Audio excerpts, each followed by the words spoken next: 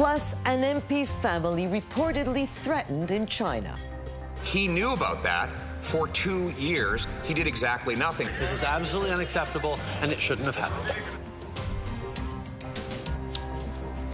Justin Trudeau promising action after the Globe and Mail reported Conservative MP Michael Chong's family faced threats in China. We bring you a TV exclusive interview with Michael Chong. Last year, the government came under intense criticism from the Conservatives, Indigenous groups, and hunters over their attempt to define banned assault-style weapons. After backtracking on that original plan, Minister Marco Mendicino is out today with a new plan, and he joins us now with the details. Minister, thank you for being there.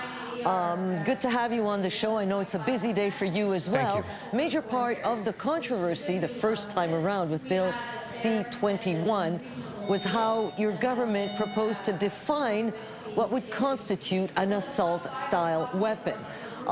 There was concern from hunters and Indigenous communities that too many firearms would fall under that definition. Today you say there will still be a standard definition. So what's the difference this time, and what tells you that you've got it right?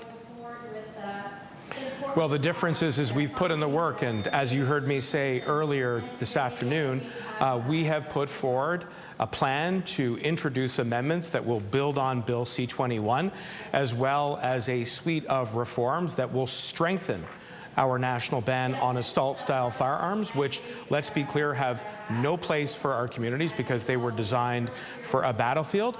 And this is going to enjoy the broad support not only of parliamentarians. We've been working very closely with opposition colleagues in the NDP and the Bloc Québécois, but the vast majority of Canadians. And the short answer to why that is the case is because we owe it to them to keep our communities safe from these AR-15 style firearms. That's what our plan will do today, is strengthen that ban.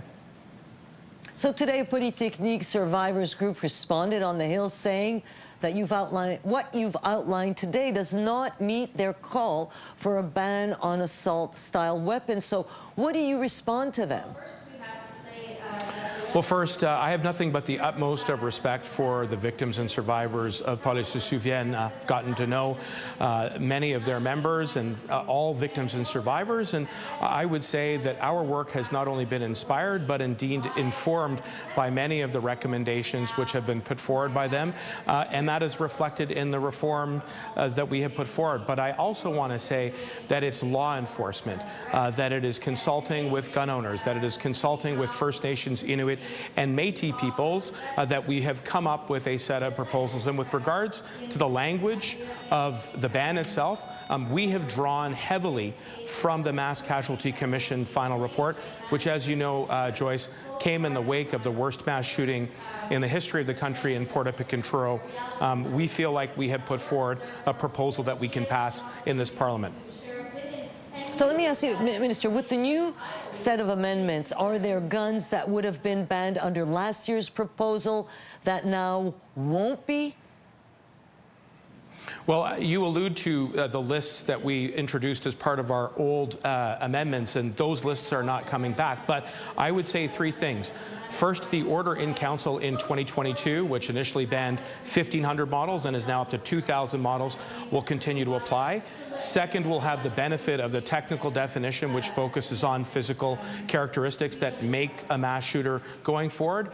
Third, we're going to take concrete action against large capacity magazines, which is the most essential element of a gun, and turning it into a mass shooter. But I've also said that we're going to reestablish a consultative committee, a committee of Canadians that will give the government advice to classify existing firearms, including some of the ones that were on that list. So how does this address the Mass Casualty Commission's recommendations? They called for several measures, revoking firearms from anyone convicted of intimate partner violence, and a prohibition on semi-automatic rifles and certain, shotguns. Are you doing that? Yes, we are adhering to the proposal of the Mass Casualty Commission, which studied this issue very carefully in a nonpartisan and independent way. But I also want to take a zoom out for just a moment to talk about the other things that we are doing.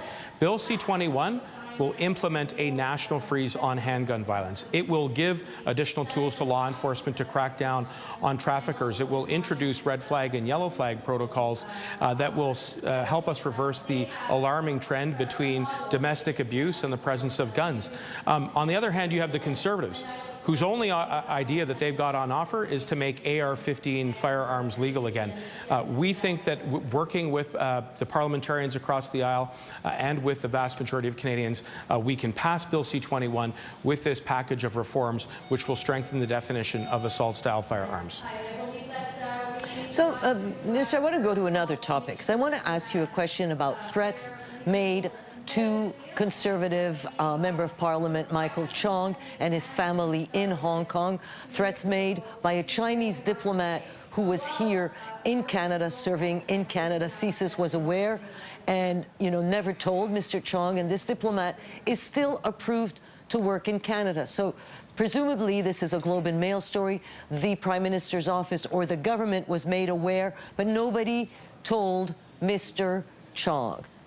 Why, this was 2 years ago, why would the Canadian government not tell a citizen, an MP, that threats are made to him and his family when the government is made aware of them?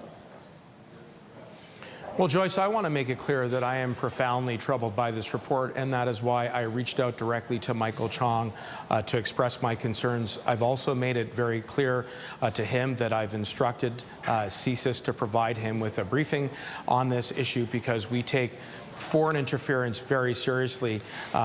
Every parliamentarian deserves to be able to come to work in this space, work in their respective communities to represent their voices, and they can't do that if they or their families are being targeted, which is why it's unacceptable. I also assured Mr. Chong and all parliamentarians that we're putting more resources into our national security and law enforcement communities to tackle the issue of foreign interference. We earmarked $49 million to give more resources to the RCMP to do that work. With due respect, Minister, what I'm asking you is it acceptable that a government aware of something like this would not inform its citizen and, on top of it, a member of Parliament? Would that not have to be, part of a process, or is it, or do you not think that it would be the responsibility of the government to warn a Canadian citizen? I think you've raised a very important point around process, and I do want to underline that it is the nonpartisan, independent public servants in our security and intelligence community who make decisions around what information is released into the public domain when it involves matters of national security, and for good reason. But nevertheless, I assure you that we are taking this extremely seriously, and I have asked CSIS to provide a briefing to Mr. Chong at the earliest opportunity. I want to assure him, his family, that we're going to do everything that we can to get to the bottom of this, because he and everybody in public life deserves to represent their constituencies in a way that is safe and secure from foreign interference or any other threats. Thank you, Minister. That's all the time we have. Public Safety Minister Marco Mendicino, thanks for the time. Thank you, Joyce.